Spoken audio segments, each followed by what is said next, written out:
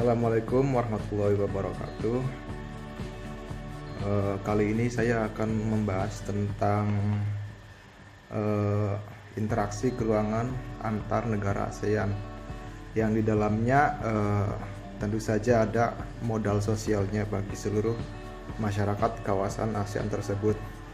Yang pertama, saya akan menjelaskan dulu tentang definisi ASEAN tersebut.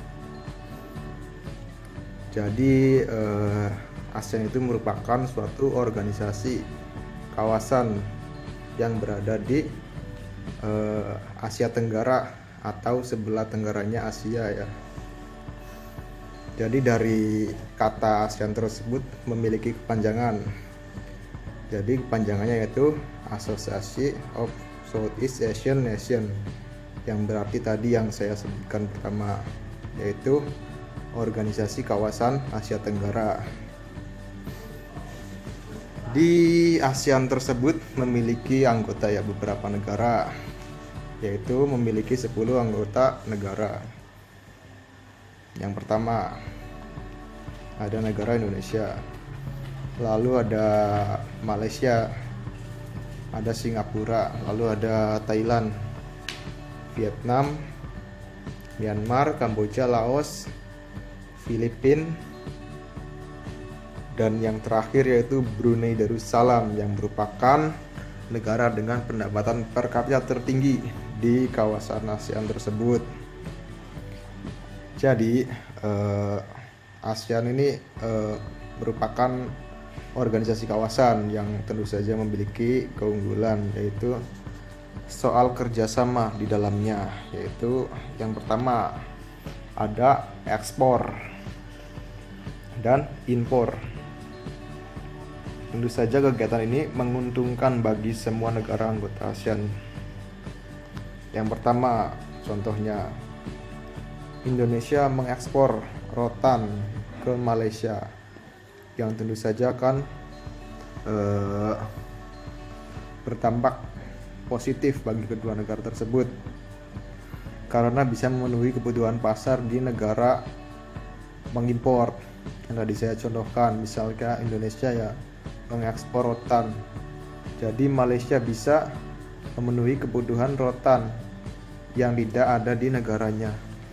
Lalu Indonesia sendiri memiliki keuntungan, yaitu mendapatkan hasil dari ekspor tersebut berupa disebut sebagai devisa negara.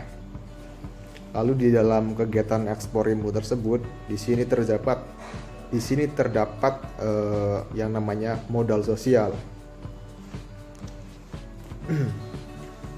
Jadi antara negara Indonesia dan Malaysia di situ ada hubungan, misalnya nih dari pihak pengekspor sendiri terhadap pihak yang mengimpor, di situ ada hubungan sosial.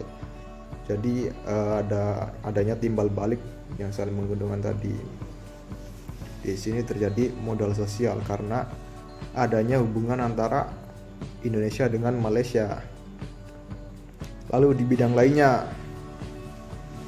misalnya kerjasama militer atau pertahanan negara, contoh Indonesia dengan Thailand. Di situ kita bisa melihat terjadinya modal sosial dari kedua negara tersebut, karena kedua negara tersebut melakukan kerjasama militer atau pertahanan negara. Lalu selanjutnya saya akan menjelaskan dari beberapa negara, yaitu yang pertama negara Indonesia.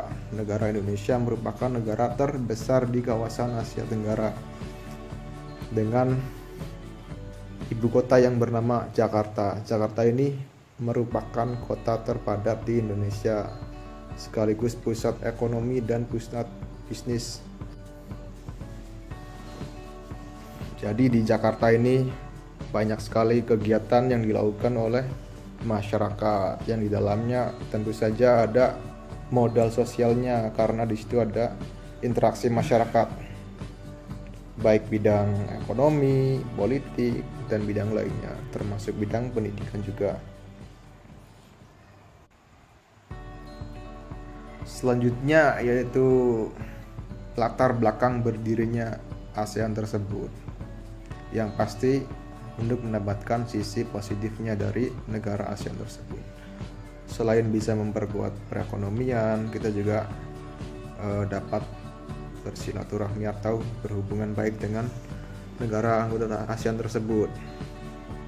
Yang pertama, di situ ada yang tadi saya jelaskan sebelumnya, ada modal sosial yang terjadi di dalam latar belakang terbentuknya negara ASEAN, karena di sana ada peran tokoh-tokoh negara ASEAN tersebut dan berhubungan tentunya. Baik, cukup sekian penjelasan dari saya. Jadi kesimpulannya, di dalam semua kegiatan itu pasti terdapat modal sosial yang terjadi di dalam masyarakat. Yang sudah saya sebutkan tadi, di dalam masyarakat ASEAN tentunya pasti terjadi modal sosial. Begitu saja yang dapat saya sampaikan, kurang lebihnya mohon maaf. Wassalamualaikum warahmatullahi wabarakatuh.